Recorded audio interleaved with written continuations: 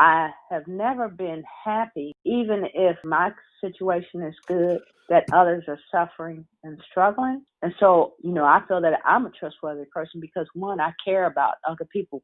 I want everybody to have a good quality of life. And I feel like that saying that you're only as strong as your weakest link is very true. And then the other saying for me is I am because we are. That nobody gets to wherever they are in life without the help of other people. So if we have resources, if we are in a position to help others, and then that helps us all improve, then for me, that's what I consider a great quality of life.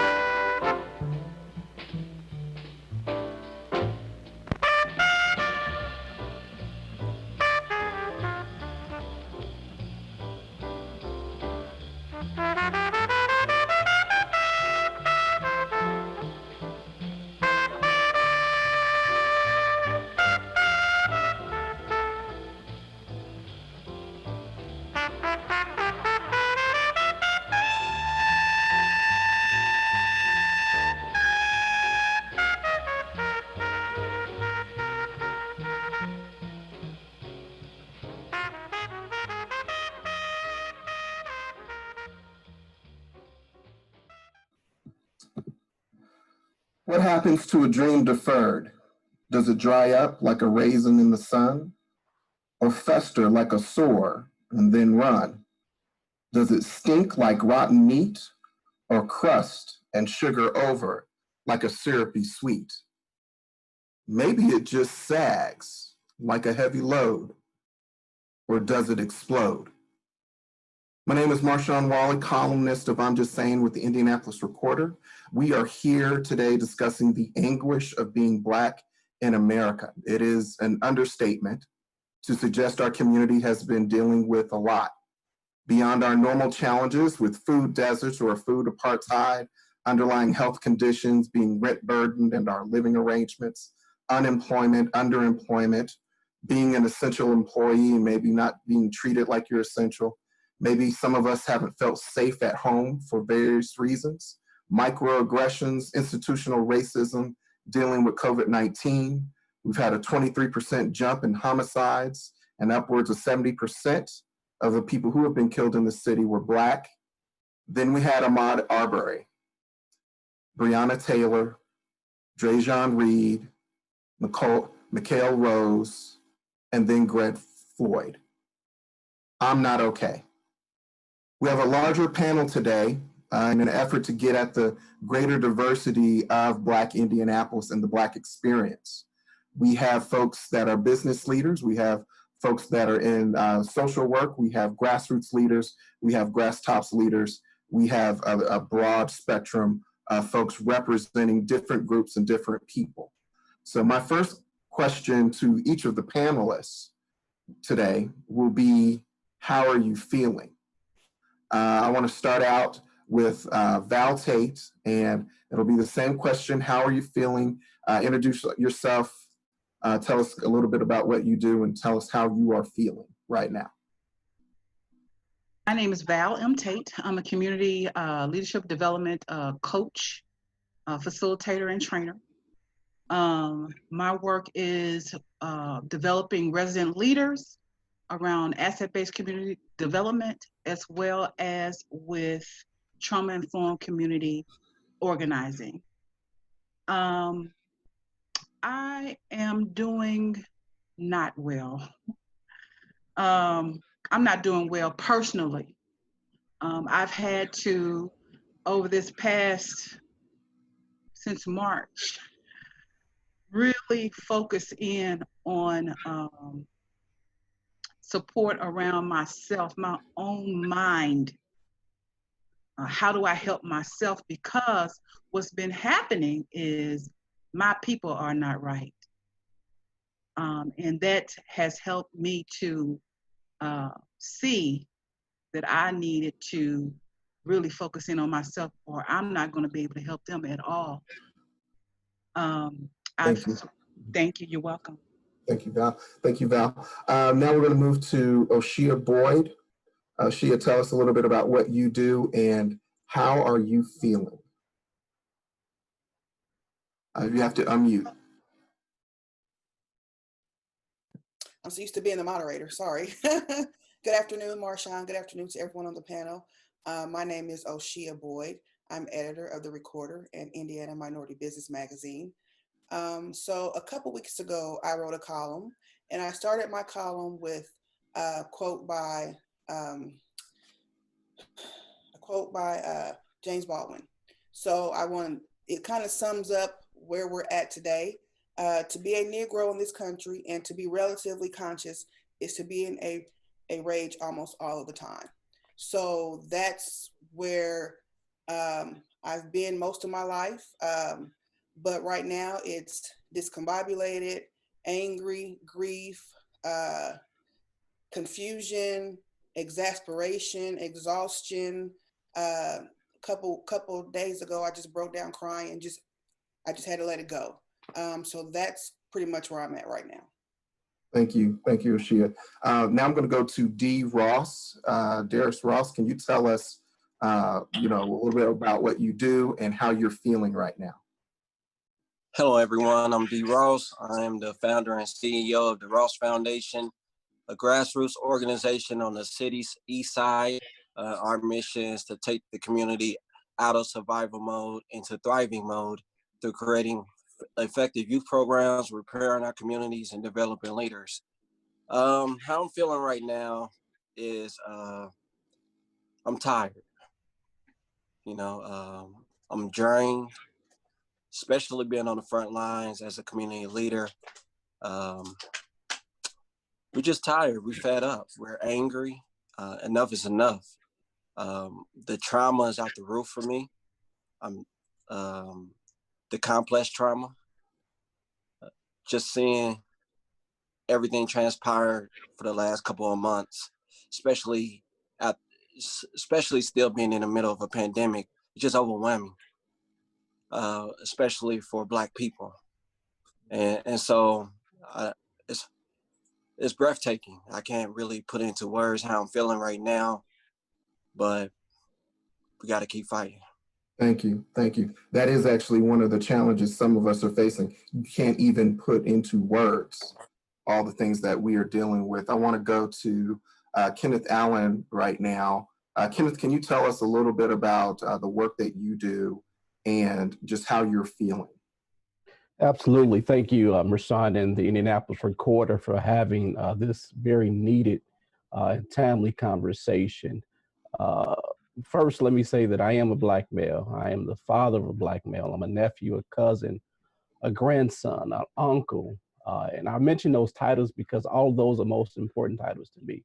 Because if I lose any one of those titles, I've lost something very dear and important to me. I have the distinct pleasure of serving as the chairman of the Indiana Commission on the Social Status of Black Males. At this very moment, I am anguish. I am in a severe mental, physical pain as we speak. Quite frankly, like others have mentioned, I am sick and tired of being sick and tired. We are almost approaching 30 years to the date when we had this conversation about Rodney King. And some of us, even at this moment, can go further back than that when we're still crying tears from Emmett Till. And so while there has been sensationalized because of the most recent murders of some of our most precious African Americans, we're angry. We're tired of having the same conversations, the same town halls. We really are in a position where we really just don't know what to say. So I'm tired, I'm frustrated, but I'm also cautiously optimistic that change can happen. Thank you for that, Kenneth. I want to go to Toby Miller right now. Toby, you do a lot in the community. Can you tell us some of the work that you're doing and just how you're feeling right now? Thank you, Marshawn. And again, thank the Indianapolis Recorder for this opportunity. Thank you, panelists. I look forward to grinding with you tonight.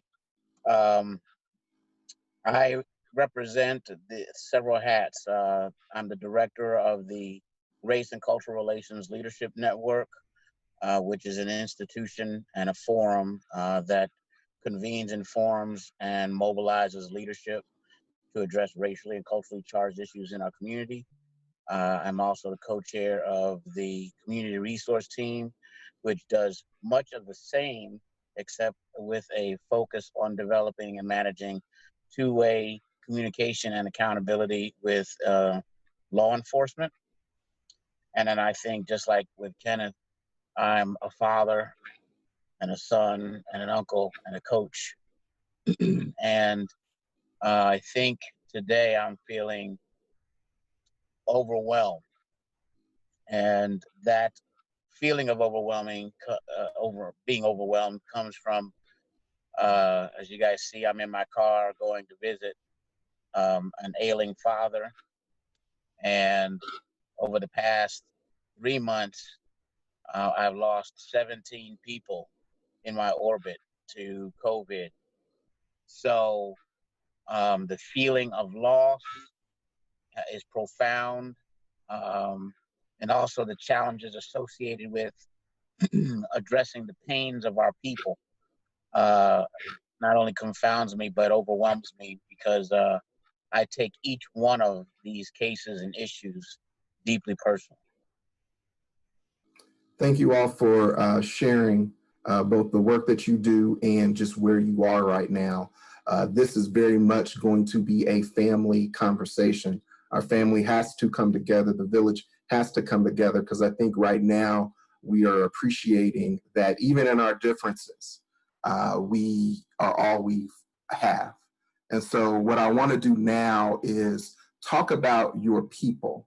You all are leaders, and you interact with groups, and you provide, you allow your voice to be used and leveraged by your people. And so tell us about your people and how they're handling this, particularly the folks that you are serving. And I'll start again with Val. You're muted, Val. For the most part, the people that I serve are, unfortunately for African Americans, when the rest of the world has a cold, we're somewhere on life support anyway.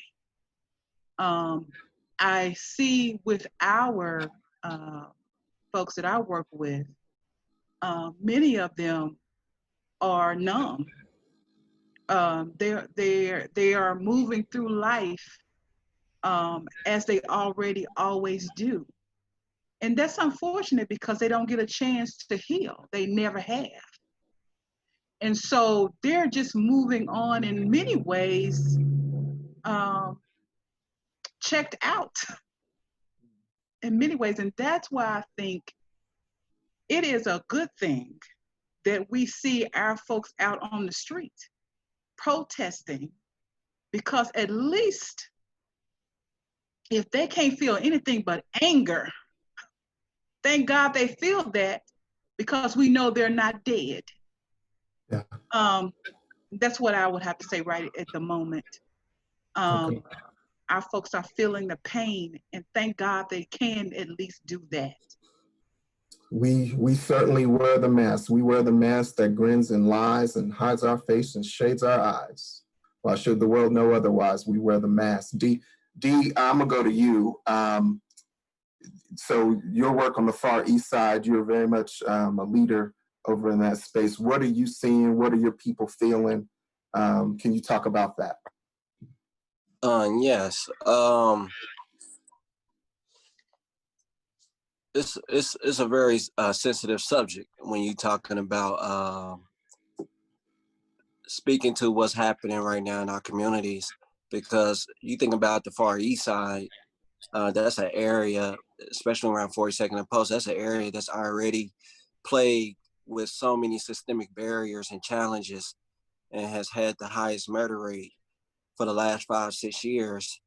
Also has the highest eviction rate in the entire state to date. It's it's it's an area that's already experiencing hopelessness, and with COVID-19, the mental health and trauma went throughout the roof. With the violence in our communities went out the roof, helped raise the trauma even more. And then with the police brutality, took it to a whole nother level of no return. And so it's just to the point that we're just moving. We don't even know how to feel. We don't even know how to grieve. And it's like a sense of emptiness. We are tired of fighting. We are drained. We are exhausted. And you talking about restoring hope to a hopeless area and community. And people wonder why people are just like numb to the pain and frustration, because this is what we see every single day. We've been experiencing this all our lives. This is not new to African Americans. This is not new to Black people. It's just elevated. The entire world is being exposed to what we've been experiencing for the last 400 years. And so at this time, I don't know, I can't even put into words how the Far East Side feel, but it's just a sense of wanting to give up. They don't know who to trust.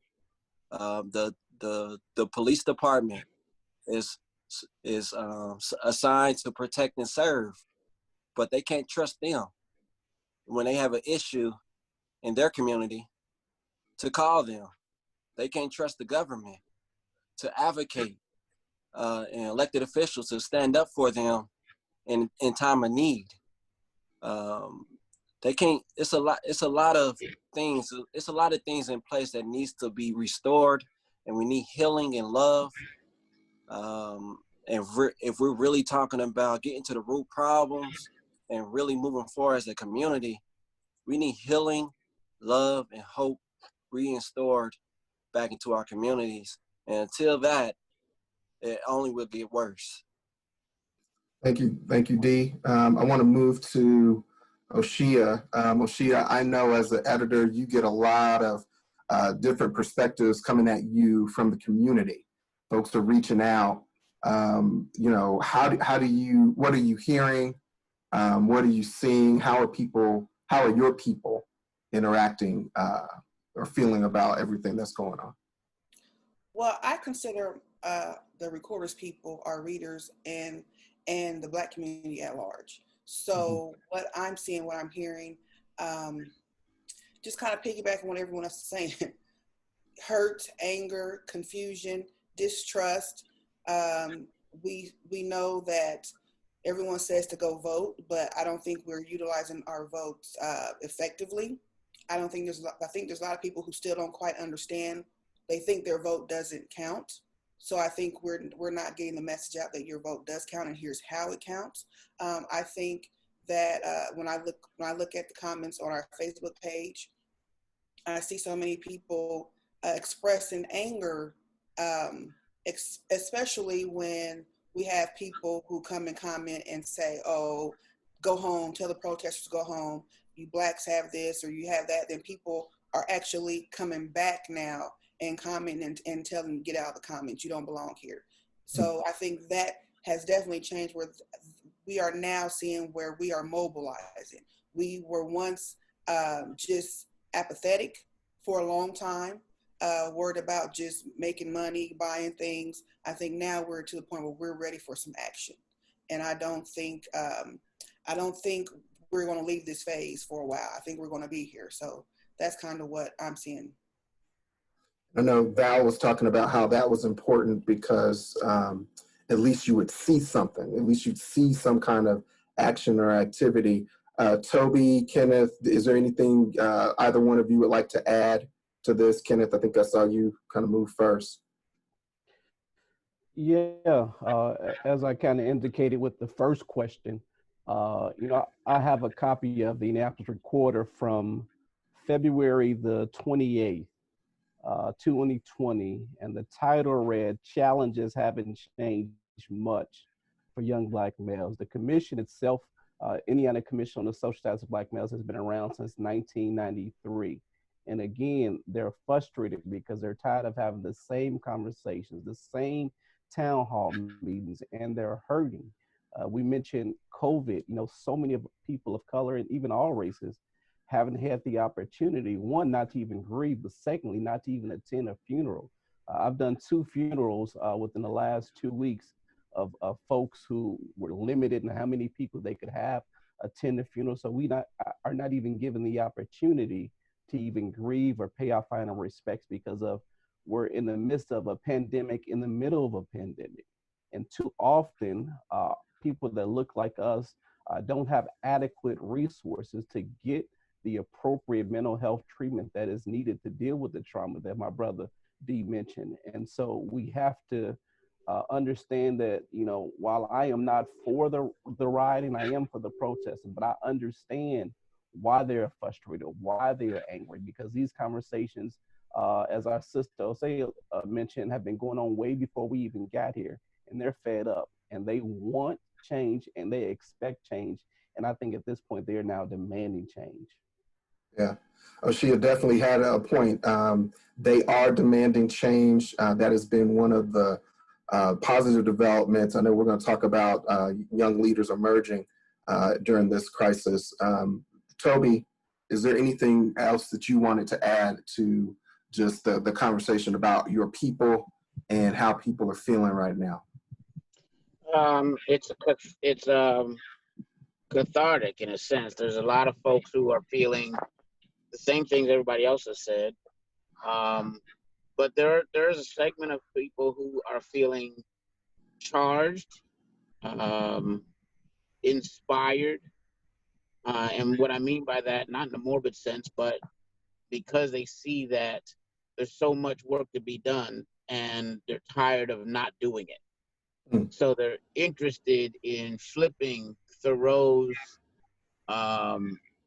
quote where he says, massive men lead lives of quiet desperation, and they want to flip it to the mass of young men lead lives of riotous exasperation. So the idea is that they're changing the paradigm and interested in moving the dial, not in incremental ways, but in monumental ways. So it's it's a little exciting among some who are looking at big changes, big thinking, as a way of trying to deal with the trauma that we're experiencing. I think finally with that is what we're hearing or seeing, because we're listening to what we're seeing, is a generation that is tired of being the invisible man.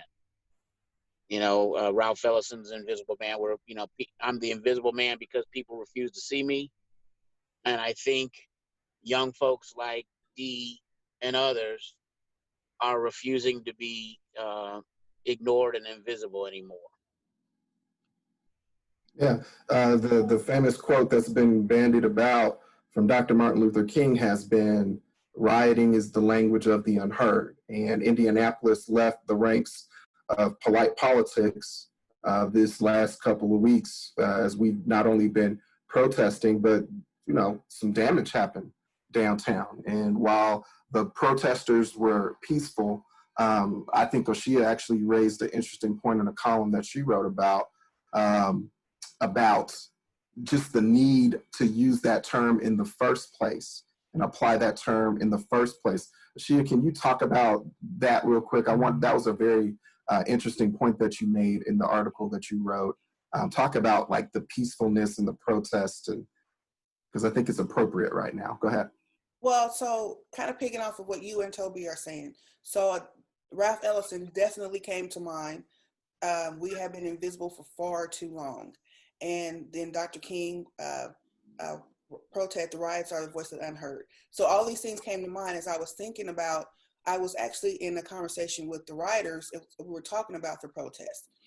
And I had something about the word peaceful just kept rubbing me the wrong way when it pertained to our protest. And I had to stop and think about why that was. And I didn't hear that word used when you had white people protesting a few weeks ago about reopening the economy because we want to go back to work because we're mad that you're trying to keep us safe. I didn't hear that when we had people actually with machine guns, armed people standing in front of the governor's residents all over and state houses all over the country. I didn't hear people saying, oh, they had guns, but they were so peaceful. I didn't hear that. But when it came to us, I heard, oh, peaceful, peaceful, peaceful. And so I just started, and as black media, it's incumbent upon me to make sure that we are represented in the way in which we should be. We can't always count on mainstream media to do the job. And I worked in both. I worked in mainstream media. I work in Black-owned media. So I felt like it's up to me as the editor to say, hey, we need to change the narrative. We need to let people know we don't have respectability politics is out the window. I've been done with that for a long time. We are no longer trying to make you see that we're safe and we're peaceful. That's what it is. It's like, oh, look at us, we're safe. You don't have to worry about these Black people. No, you need to be worried about us in general because we're not being treated fairly. Period. Yeah. So I decided we're not using peaceful. We're going to say protest because we don't use it anyplace else. We don't use it anyplace else, so why use it with Black people? So as you can see, I got kind of fired up about that one word, but it's a very loaded word. It's a very loaded word, and it's my job to start to think about words and the connotations that come with those words. And what I want to do is go back to Val real quick. Val, so in the work that you do, you see a lot of different folks. What are your thoughts on the fact that, for some people, this has been cathartic. For other folks, this has been a numbing kind of experience. Some folks are just they're still wearing that mask. They're still trying to survive, maybe even not even process it. And then you've got other folks that are hyperactive. They've raised their level of activity significantly. And so that is part of the beauty of the Black experience, where we can see something, and because we're human beings, we're not a monolith. Can you speak to that, Val, and just kind of how you are interpreting that from your vantage point in the work you do? You're muted. You're muted, Val. Yep. Simply put, thank you for that, Marshawn. Simply put, I had a coach of mine, a mentor of mine, who used to use this analogy of the Jack in the Box. And so you push the little Jack in the Box, if those who remember, and you push a little Jack in the Box and you close the lid down on the Jack in the Box. And then you agitate the Jack in the Box, right? But while this is going on, the lid is on, right? But you're just cranking the Jack in the Box, and then you hear the little music and it sounds okay. You're just cranking that Jack in the Box. And then all of a sudden, that Jack in the Box and that cranking with that Jack in the Box, he has had enough. And what does he do? He pops his head out and then suddenly goes all over the place, all over the place. That's what's happening, okay? We're feeling of it was mild-mannered, but no. all that agitation from year to year to year has been happening with us in our community. And guess what else? We found out that that same agitation has spread across the races. That's why you're seeing white people out there too. Okay. They have recognized this as a moment of their popping up out the Jack in the Box lid too. And so they're tired. They're just as tired as we are. Well, not really. They're not as tired as we are, but they are fed up in whatever their status is in terms of this work. And so I think that's what we're seeing, Marshawn. And people are in stages of this thing. They're in strategy. They're in a stratus of this. Okay, you got some people who are just on the edge. You got some people who have popped outside the box, and you got some people who are still just in the box, still being agitated. So that's what I see. I appreciate that. So my name is Marshawn Wally of I'm Just Saying with the Indianapolis Recorder. We are discussing the anguish of being Black in America. This conversation is brought by the Indianapolis Recorder and InnoPower. What I wanted to do now is talk about some of the specific frustrations as we continue this family conversation as it pertains to COVID-19, the police action shootings, and then also violence in our community. And what I want to do is just pose the same question to everybody and let you all, just kind of pick which issue you want to take on. So when you're thinking about your people, there are nuances to each of these situations.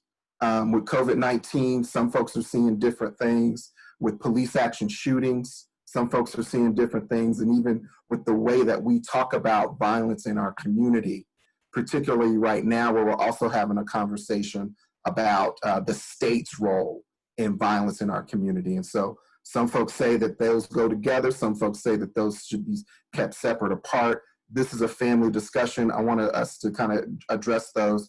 And so what I'll do is start this time is I'll start with Kenneth Allen. So what's been some of your frustrations that you've heard about with either COVID-19, the police action shootings, or violence in the community, particularly from the perspective of Black males in the work that you're doing? Thank you for that question, Rashawn. I find it interesting, like Sister Boy, that when it was discovered that COVID-19 was killing people of color, this country said, let's open up. And let's start by opening up the beauty shops, the barber shops, the nail salons, the things that we know that people of color most patronize, and even said the church, which I thought that was a direct hit to the Black church, because we realize that the average Black church is 75 members in America, and they don't have often the means or the resources to be able to do streaming and live services. And so we wanted to utilize the church and the things that people of color participate in as test dummies, just to see how far it could spread. However, on the contrary, when you look in the city of Indianapolis, when it was discovered that companies and corporations were being damaged in our downtown area, we said, let's shut it down. Let's board it up. Let's institute a curfew. Yet when COVID was killing us, we had no curfew. But now you're messing with the money. And so I felt the spirit of Jesus come in, who said, turn this stuff around so we can shut it down. On that same token, I think it's important to know that we suffer because of systematic racism. So the things that makes us more susceptible to COVID is all of the pre-existing conditions that exist in our community. But on the same token, we have to take some responsibility as well. I think it was my good friend, Brother Nuri Muhammad, who mentioned that we have so many institutions of bad sources of food in our community. Watch this.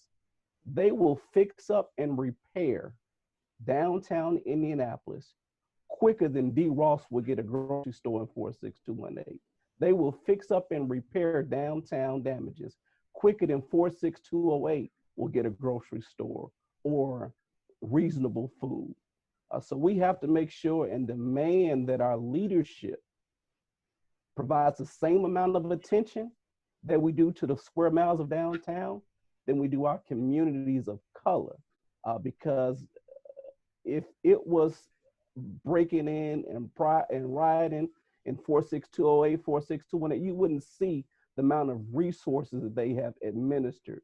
I looked at a visual from the Indianapolis Star, and it had IMPD officers with all of this equipment on, batons, tear gas, and masks. Yet here we are in 2020 and still no body cams.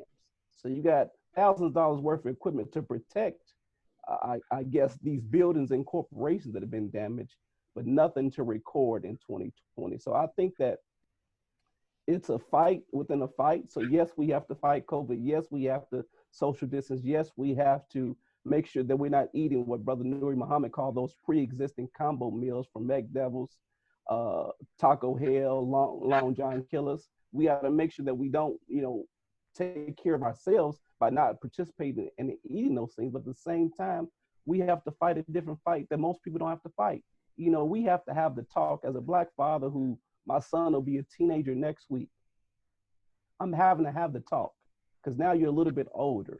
And most people, particularly white America, have no idea what the talk is. They think the talk is the birds and the bees. They don't understand that even as a Black man at 36 years of age, insurance, driver's license, no record, as soon as I see red and blue behind me, there's something deep down in my system that just paralyzes me. I can have my hands on the steering wheel and be doing everything right, but still in 2020, there's that fear that he may even just be going to a traffic stop or going to lunch or going to whatever case may be. But it's that fear that's internalized in us that makes it even hard for us to deal with the pandemic that's right before us.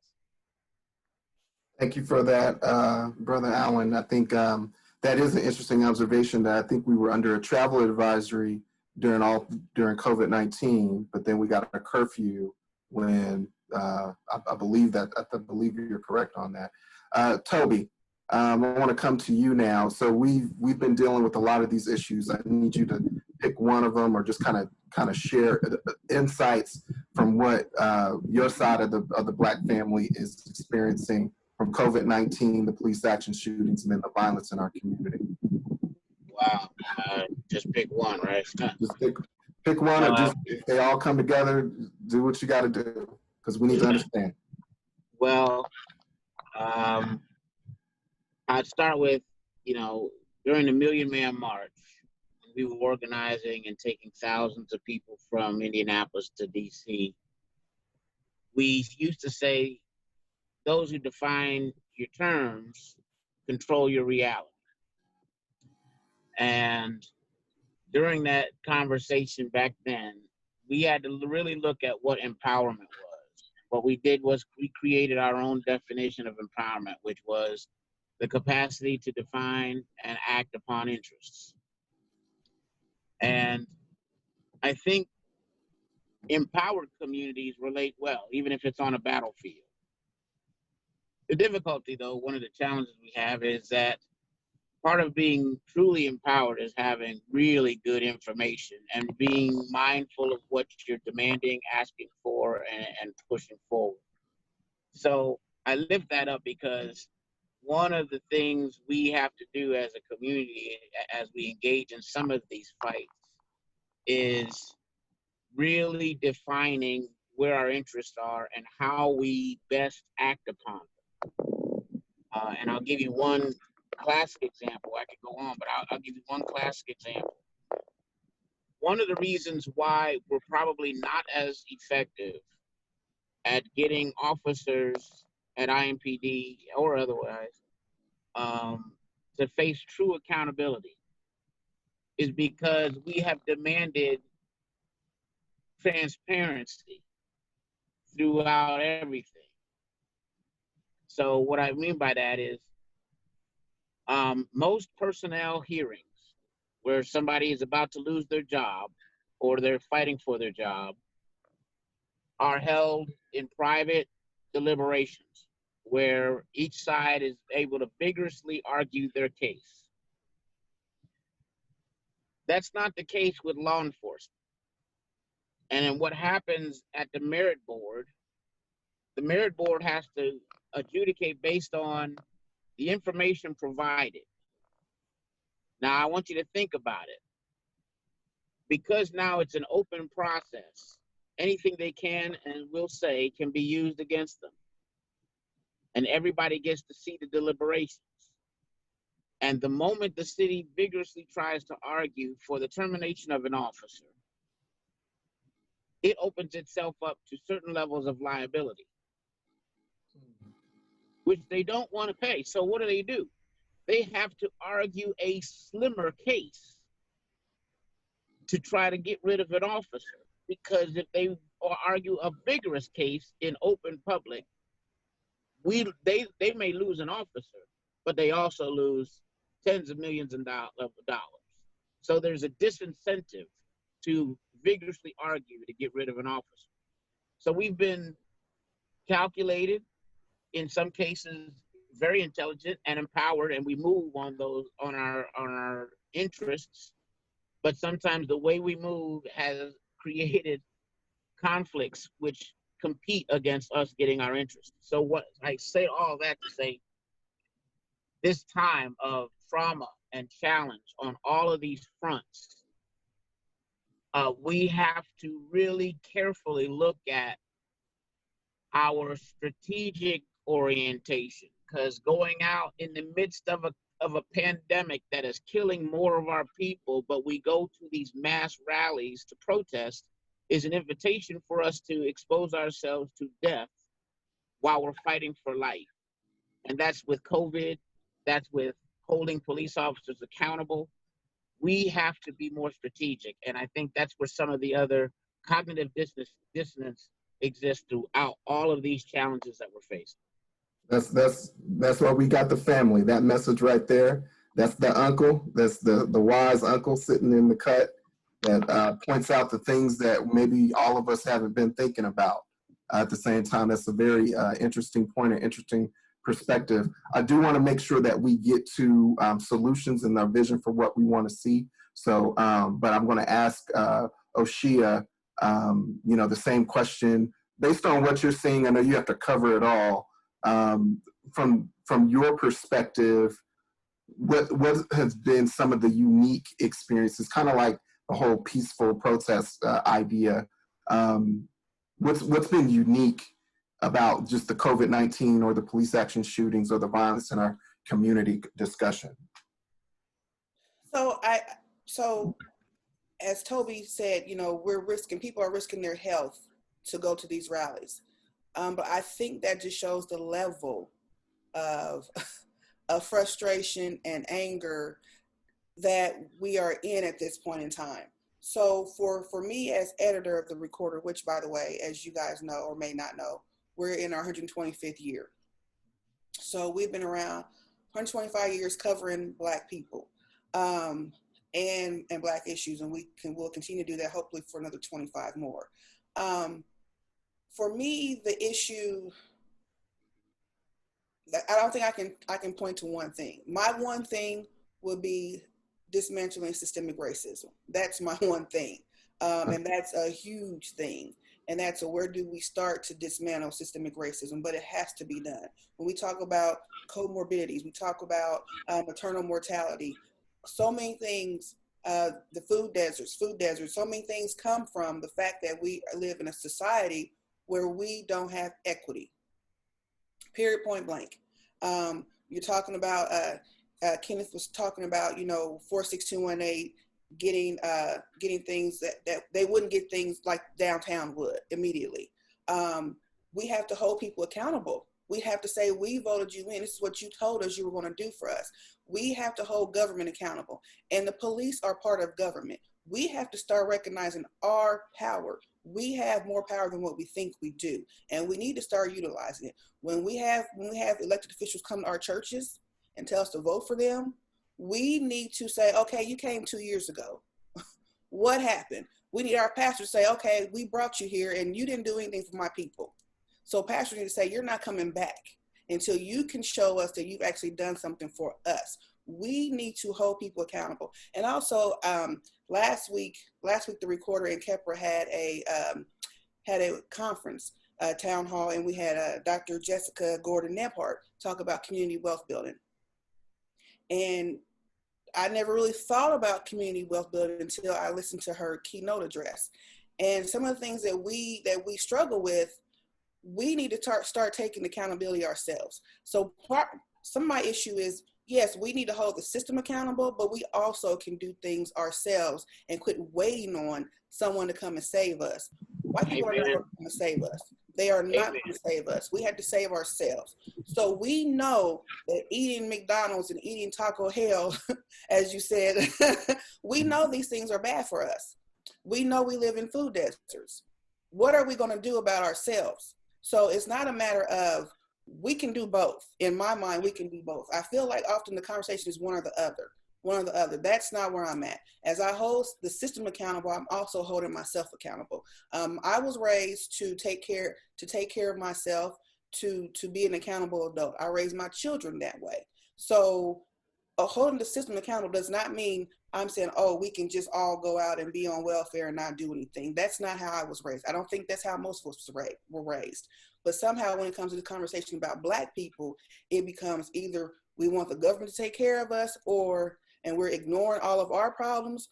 We're not eating healthy and we put that all on the government. No, we're not saying that. What we're saying is there's a system in place that's been in place since 1619, and we need to fix it.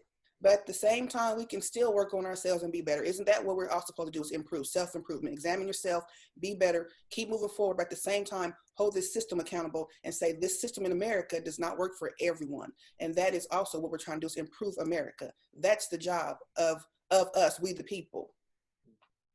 So you said a lot, Sister Joy. So the first thing, the holding to the Black pastors, wouldn't it be powerful if instead of letting the candidates say what they want to say, they had to respond to what you said?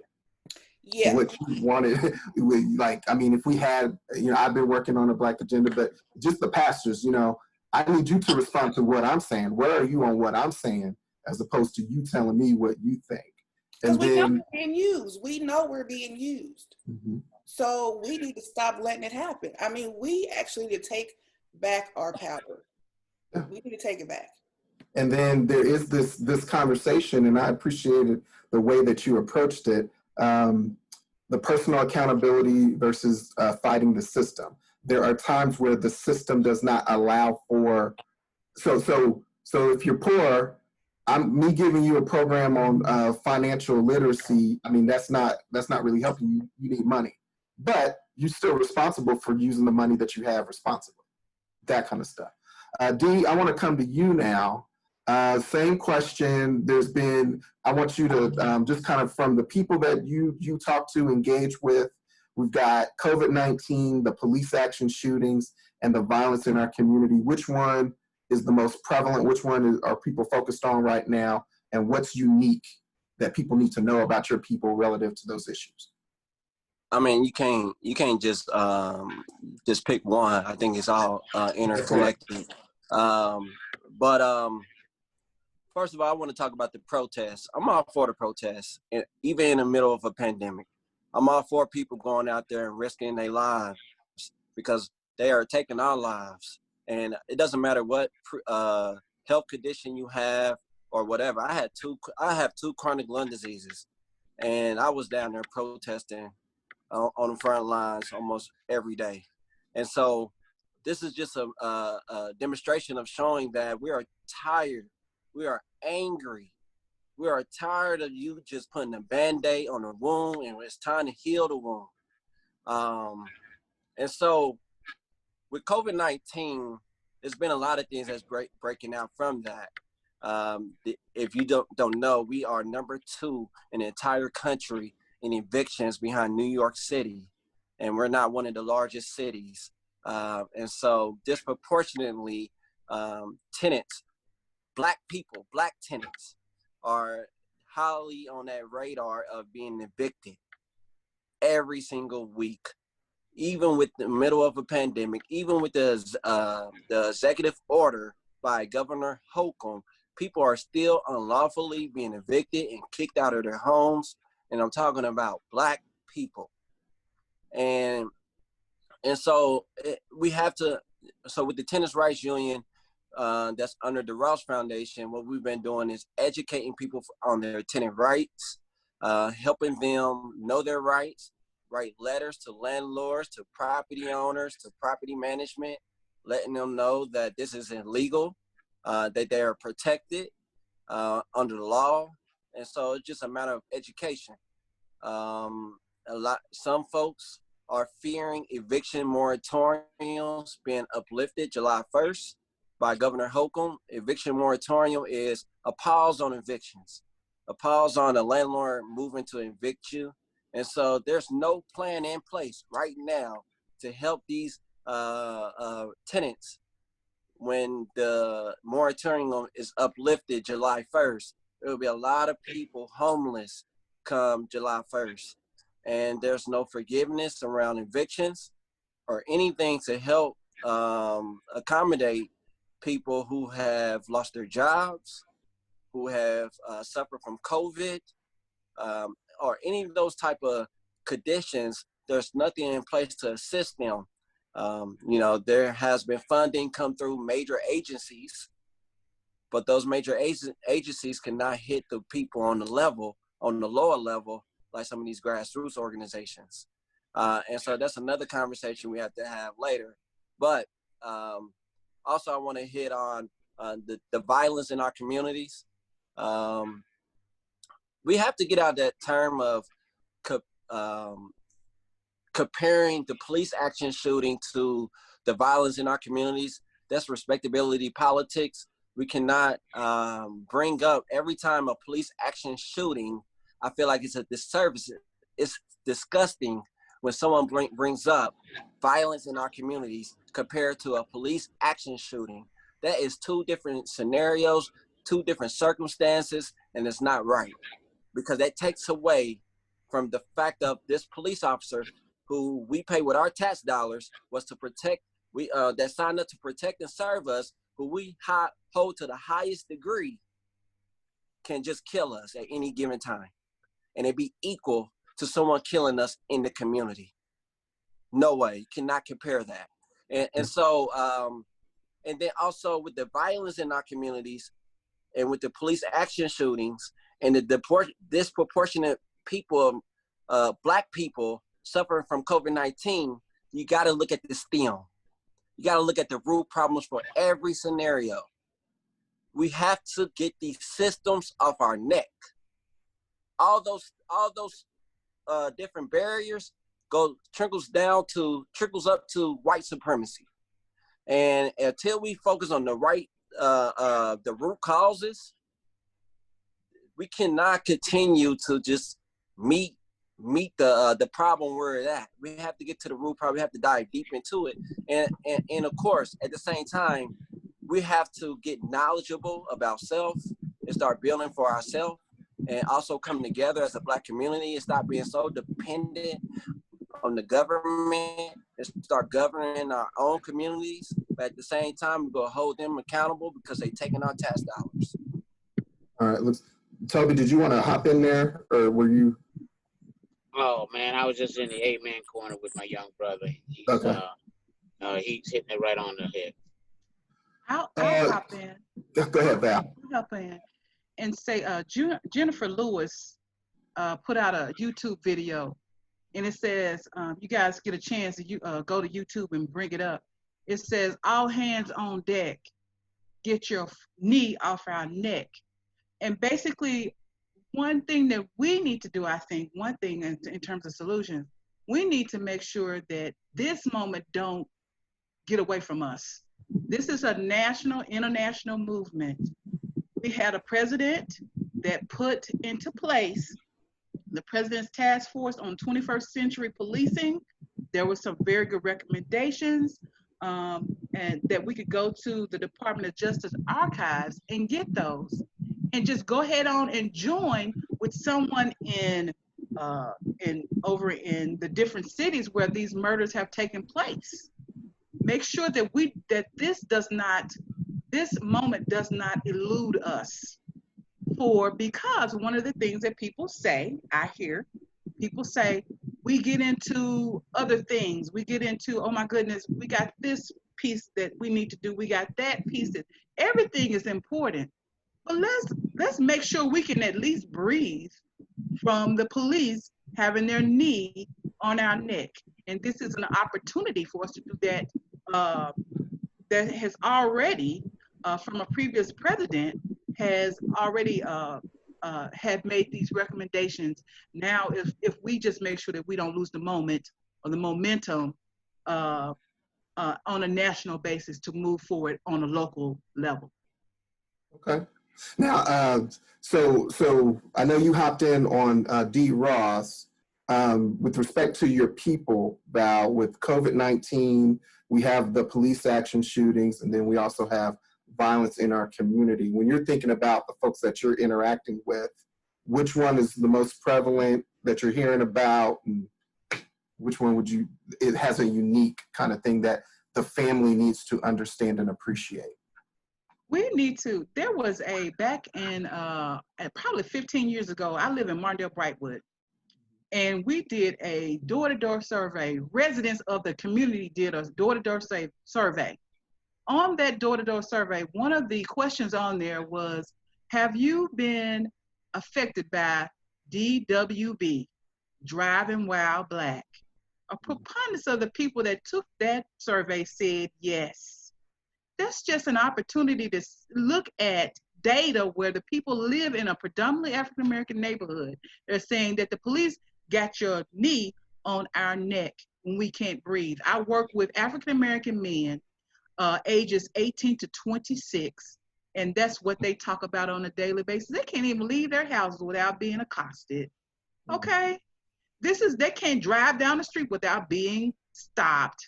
We have the most craziest driving in terms of our folks not having driver's license. They can't get them because every time you turn around, you got a police stopping them, okay, and giving them 2 and 3 and 4 different tickets. Who can rebound from that? Who can rebound? Even if they go to a place that helps them to decrease those by barrier busting, those are still dollars that could be used somewhere else. Why is this happening? I have an afro. I got a wig on today. I'm looking cute for the media, all right? It's but nice. Okay, thank you. I appreciate that. I have an afro. I have been driving down the street, and I probably thought that I was a male. Okay? Got my afro, I'm moving. Why am I being stopped all the freaking time in my own neighborhood? This is crazy. You should know what my vehicle looks like. Stop doing that. This is aggravating. I go back to that Jack in the Box. That's aggravating. Is there a way that you don't have to do that to us? Thank you. Okay. So it sounds like the police interaction with the Black community is the main thing right now. That's what we're focused on right now. We will get to the violence and that still matters, but right now we have to focus on the main thing, because it's not even just police action shootings. It's use of force. It's stopping us. It has more implications on how our interaction is occurring on a day-to-day basis, impacting more people. Marshawn, our young people hate the police. Yeah. Okay. All right. So this is the family conversation. So you all are part of this panel in part because you do the work. You're out here. You have a number of different things that you are involved with, initiatives, programs. I know, D. Ross, I'm going to actually come back to you. You talked about the renters union that you have developed. You have some other programs as well. What was the impetus for the renters Union program, and can you talk a little bit more about some of the other initiatives that the Ross Foundation is involved with? And I'm going to move through and kind of get the same kind of thing from everybody. Yeah, so with the Tenants Rights Union, the reason why we decided to launch that, we've been doing the advocacy for the last 5 years, but we never did it with a coordinated efforts or structure. And so we wanted to get it more organized, and we have the first Tenants Rights Union in Indiana, period. And so I think it was a need, because one of the things I always, when we're talking about addressing the root causes, we have to figure out, okay, why is violence happening in our communities? We know from a systemic standpoint, but what can I do from a root cause standpoint to try to intervene and reduce the level of homelessness, reduce the number of violence, reduce the number of mental health and trauma? And housing is one of the number one things that's not being addressed properly and appropriately in Indianapolis at all. For us to be number 2 in evictions is unheard of. And so it only made sense. And the Ross Foundation is basically an organization that transforms to whatever the need is. We go wherever the need is. And so we create something. We're always thinking about solutions. We're not the traditional nonprofit organization. And that model is old. If you still, all the traditional nonprofit organizations, you still have that XYZ model and you've been having it for the same 20 years. You have to get rid of that model. It's time for innovation. You have to adapt to what's going on in the newer generations. And so that's what we kind of specialize in, is adapting to what's going on, where the strongest need is, and where we create solutions around that. And so, we got the Tenants Rights Union. One of the biggest things, we launched a program under the Tenants Rights Union where we hired tenant leaders. And that came from a Black mother who was unlawfully kicked out of her home during this pandemic, and then also getting hospitalized after catching coronavirus, and then dying after 2 weeks. If she would have been able to stay in her home and never kicked out unlawfully, she'd still be alive today. And so we find that it's a big number of tenants, especially Black people, being kicked out of their homes during this pandemic. And so what we're trying to do is educate them, intervene, help them, provide them with the wrapped around resources and services they need to be sustainable, hold some of these pro bono services accountable to help them and apply pressure. And so that's what we've been doing with the Tenants Rights Union. And we also have a crime prevention program called the basic program. That's another program. But the basic program is called Building Alternative Solutions in the Community.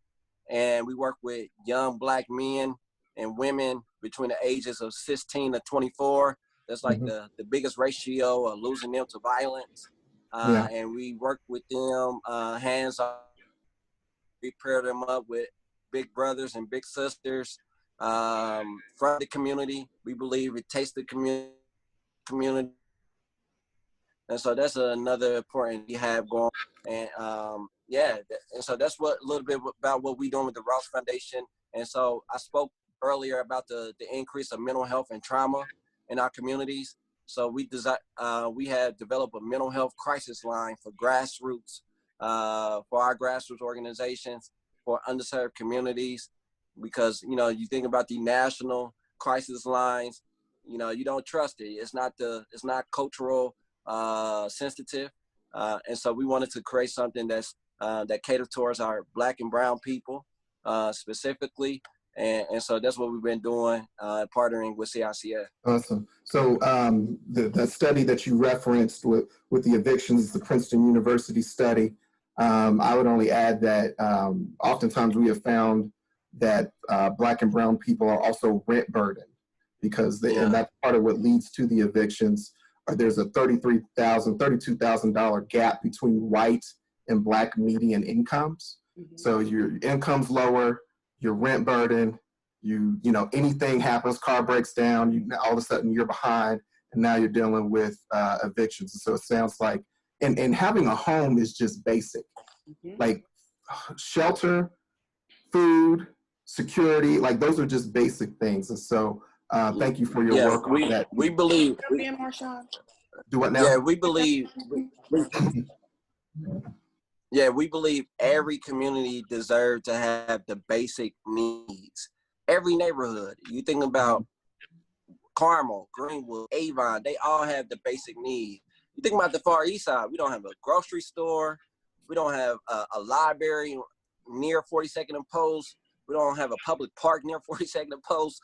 We don't have a public school over there anymore. And so it's not adequate. Thank you for that. And so, Toby, I actually want to go to you now. One of the questions that you and I talked about before the show, I think we actually want to go ahead and get into that. There is some frustration with Black leadership within the community. There's a grassroots, grass tops divide. I know you've been doing some work in that space. You've also been doing a lot of work on social contracts and how folks should be, how we should interact with each other. Can you talk a little bit about that and your work and just thoughts? Yeah, sure. Thank you, Marshawn. And Dee is probably the best expert in terms of initiating that conversation around grassroots and grass tops and distinctions between those types of organizations. That's a whole show on its own. But the social contract, in a nutshell, and Dee, again, is part of this whole conversation around developing social policy that serves as a framework for some of our public policy and the way we do things as a community. And the three pillars of the social contract are accountability, life coaching, and respect. And there are levels to all of that. And one of the things in terms of leadership, I'll just talk about that particular element, as leadership has to be accountable to the community and to itself. We talk about in the social contract, some of the rules of the game call leadership to make sure that they don't fight publicly, that they don't engage in public tearing down of each other. If somebody has an issue with somebody, they go talk to them. They try to work it out. If they can't work it out, then they go back with two witnesses and continue to try to work it out. And if they continue to have a difficulty, then they just elect not to endorse each other, but not to engage in open and ruinous warfare publicly. That has been one of the major challenges in our current circumstances, because our people are watching us fight each other publicly, whether it's difference of opinion on between rioters and protesters, or difference of opinion based on who's down for the community and who's not. All these different ways of separating ourselves are addressed in some of the components of the social contract, and holding ourselves accountable to systems, our own systems, is part and parcel of the foundation of the social contract. I'll end with this. The current system is working perfectly. This current system we're talking about, this white supremacy, it works perfectly because it's designed to destroy Black lives. And part of the way we adjust to that is affirm our own system and explore ways that we build up our own principles, institutions, resources, initiatives, politics, power, and ultimately cultural dynamics. All of these things are within our power, and we need to reclaim those things, and that's part of what the social contract does. I add to that. I think we should get away from that word system and create and get to a point where we're using the word society, creating a new society. And I think that's what we need to get to.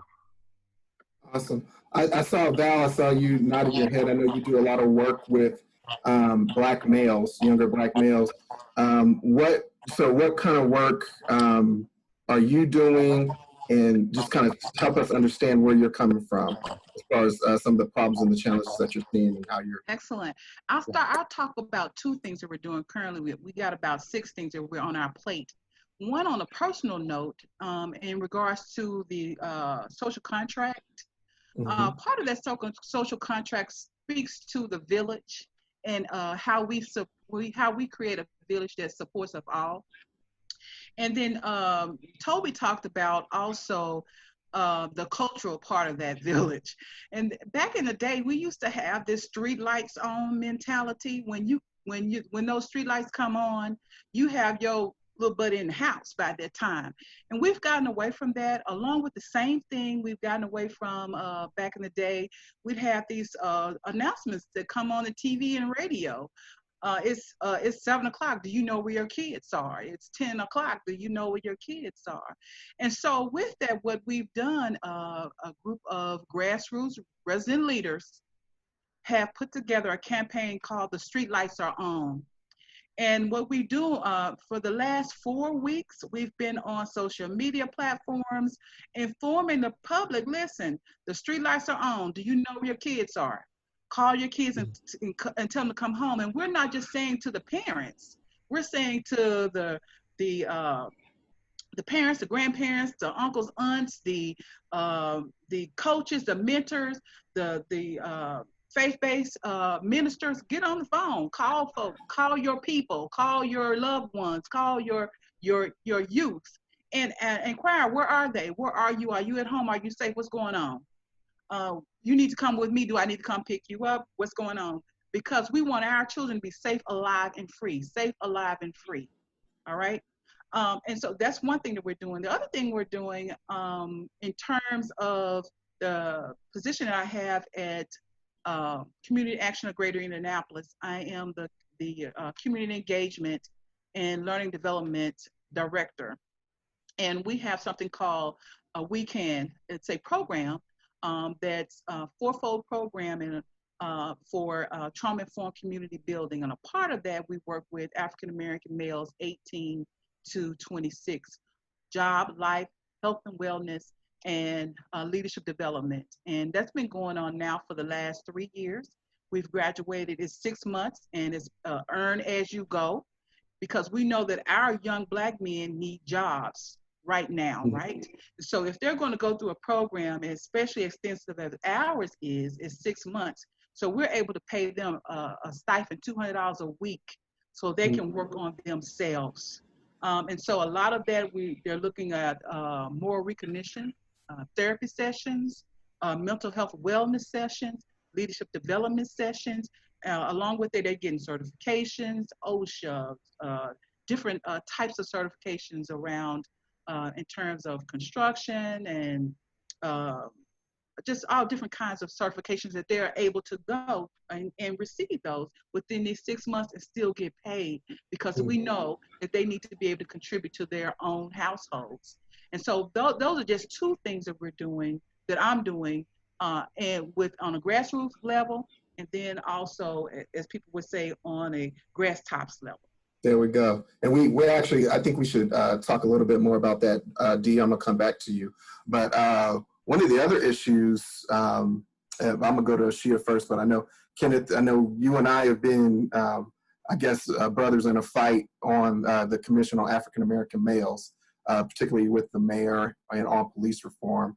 So I want you to talk about that. But before I go there, I would actually want to get to Ashia and when you're thinking about those phone calls that come to you from the community, you know, how is the Indianapolis Recorder basically responding to the concerns of the community and the things that you all are doing? Even, you know, talking about like this series that you're doing as far as helping to inform the community. Well, so we started this series March 19th, actually. That was the very first town hall we did, and you and I moderated together.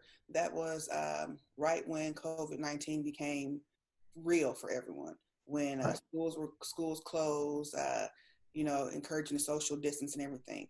So we've been doing this since March 19th. What I so I wanted to jump in earlier because when you're talking about affordable housing, so we have an affordable housing package we're doing. We are examining affordable housing, and just looking at, because as you said, many Black people are overburdened, or rent burden, overburdened. So we're looking at how does this affect our community?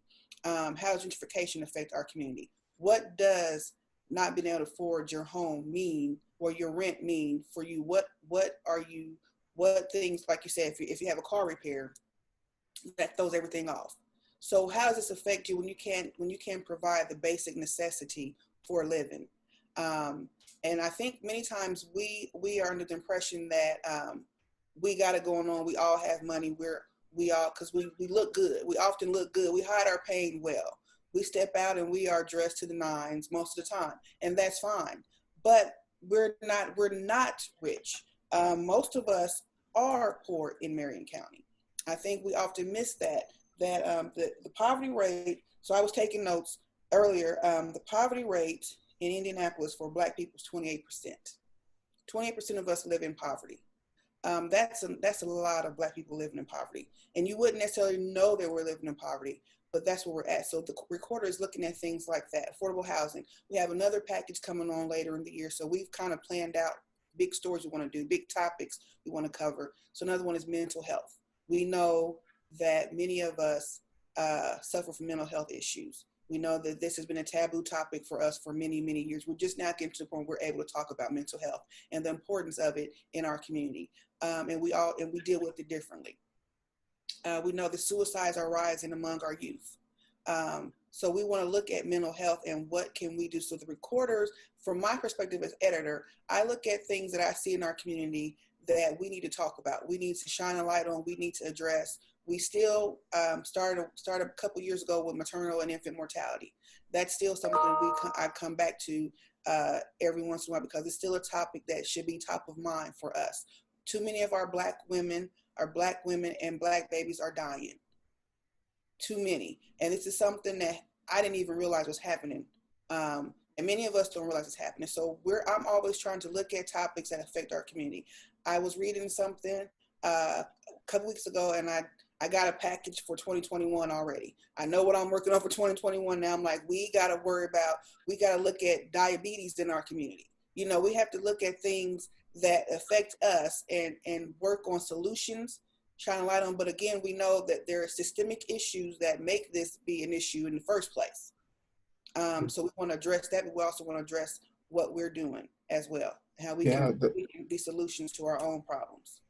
The infant mortality issue is something that we've been discussing as far as the Black agenda, and the mortality rate for infants in Indianapolis is the same as the mortality rate in Iraq and Vietnam. And so, it's almost like we've got Black women going into one of the most important life creation situations, and they're operating in a third world kind of conditions, or at least getting third world results. And so that is traumatic. And we've also talked about housing.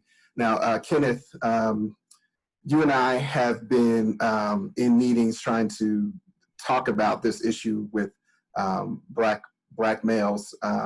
Twice in the last 4 years, we've had over 100 Black males murdered in this city.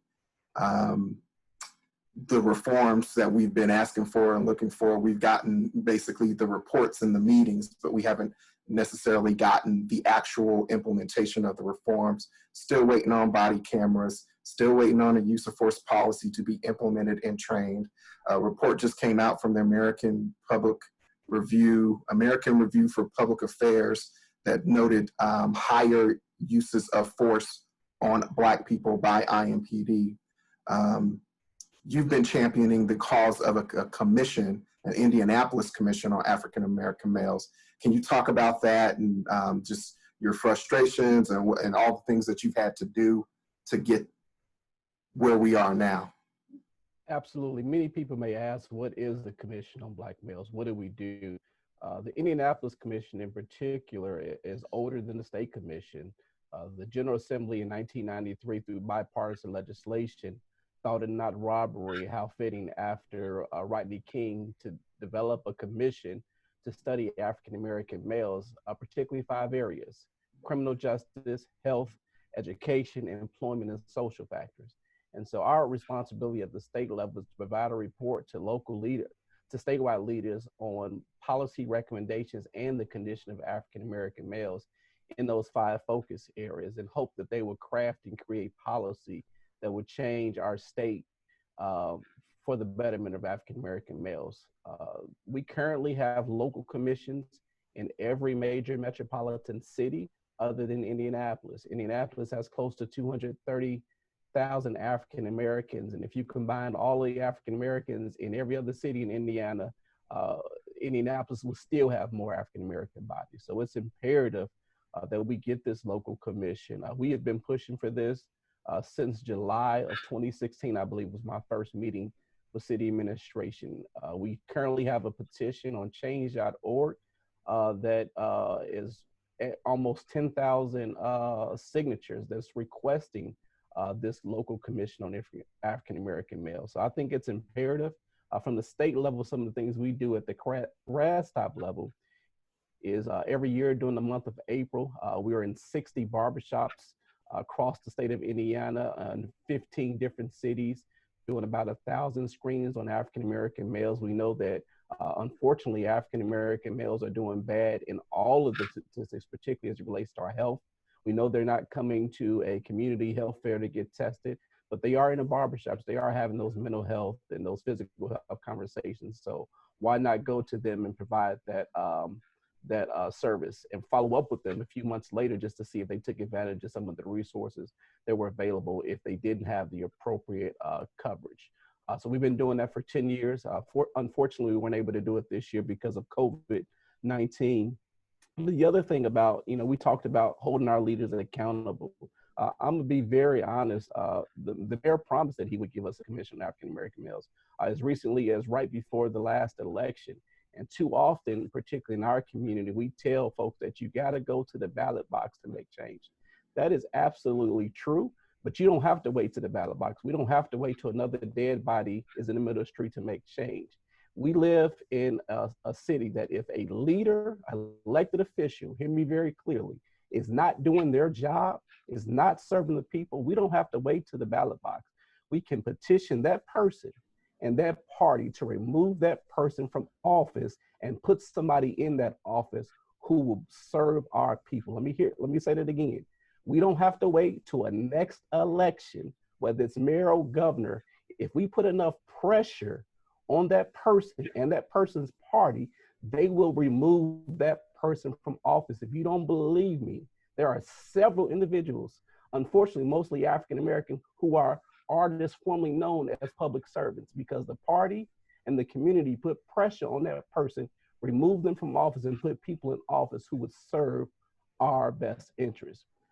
So I want to say that, but in addition to, from the grassroots perspective, we also do a statewide conference that brings together leaders to encourage and empower our African American males. And then thirdly, what we've done for the last 5 years is what we call the Young Black Males Matter Day.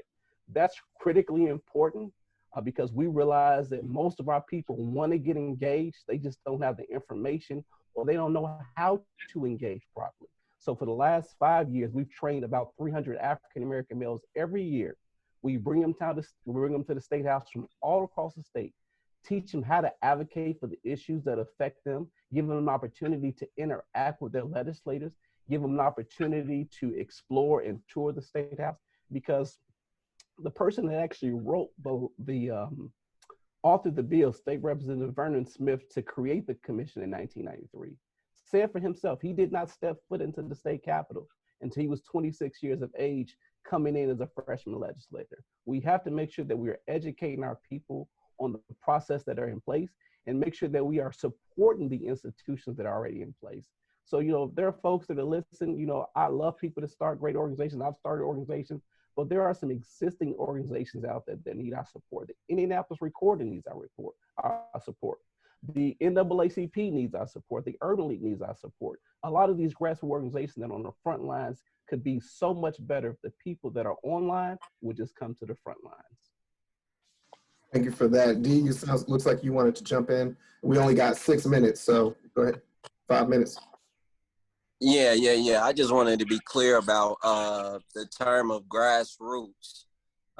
When you say grassroots organization, and someone mentioned like the Urban League and Black Expo and NAACP, I understand they do excellent work, and so that's another conversation. But grassroots is a very sensitive subject because it's some grassroots organizations that believe and identify with being grassroots differently than a lot of other people do. And so that's why we take offense a little bit when some organization or institution say they are grassroots, because grassroots to me means nobody is left without. You're reaching the bottom. You are able to reach the people on the very bottom. You are in the trenches every single day. You are working with the people who are directly impacted every single day. And so that's distinguish us from grass top organizations, because that's what we do as a grassroots organization. I just wanted to highlight there's a lot of larger nonprofit organizations that is ran by white people in Black communities. And when United Way passed a lot of funding called SURF funding, millions of dollars to a lot of these larger agencies. When some of these big funders, not just United Way, but have passed down a lot of money, including like the Lilly Endowment, to a lot of these big, large agencies that's in Black communities. And we wonder why the statistics is not getting better in our communities when we talking about food insecurity, when we talking about rental assistance, when we talking about the violence, when we talking about wrapped around resources and services being provided in our vulnerable communities. Why aren't these needs being met adequately? And so it's a reason to that, because they are not equipped to reach that capacity. They are not a segment of the community. trained. Yeah. Huh? The segment of the community that you're They don't identify with that community they serve. It's about building relationships, and if you're not willing to go over and beyond just trying to meet a quota, trying to get us some data and being there invested, whether you get funding or not, that's what it's going to take to meet people where they are, to get them to trust you and be able to and say, hey, we do need these resources. We will open up our doors to you. You have to be there when the cameras is not on. You have to be there when the cameras is off, and you got to be willing to go in the trenches with them. And a lot of these larger agencies, and I don't blame them, they don't look like us, are afraid to go into rough areas and deliver those resources and services. So we got 1 minute before we gotta sign off here. We do know that we need to have a grassroots, and actually I think Shia was talking about that. They need to have a grassroots, grass tops kind of discussion and try to recalibrate that. I know folks have been talking about that in the community. We have been talking about anguish in the Black community. We started out talking about how we were not okay, but that even throughout this conversation, talking about, the problems, but then also learning about the work that you all are doing, from the series that the Indianapolis Recorder has launched, from the work that D. Ross is doing with the Renters Union, from the social contract that is emerging from the community, from the pursuit of the Commission on African American Males, to the pursuit on the Lights Off initiative, that Val Tate has been leading. We should remain hopeful. I know that in our national anthem, we have a saying, "Hope unborn has died." But we sing that phrase. We sing it because we know that even to conceptualize it, we have overcome that. And while hope unborn may have died right now in this city, the Black community is always hopeful. There's always tomorrow. Joy cometh in the morning, and we will get there. We may not be okay right now, but we will get there. And it's okay to be not okay. So with that, I'd like to sign off at 3:30. I kept you for an extra half hour. I apologize for that, but I was told to keep us on. Thank you very much.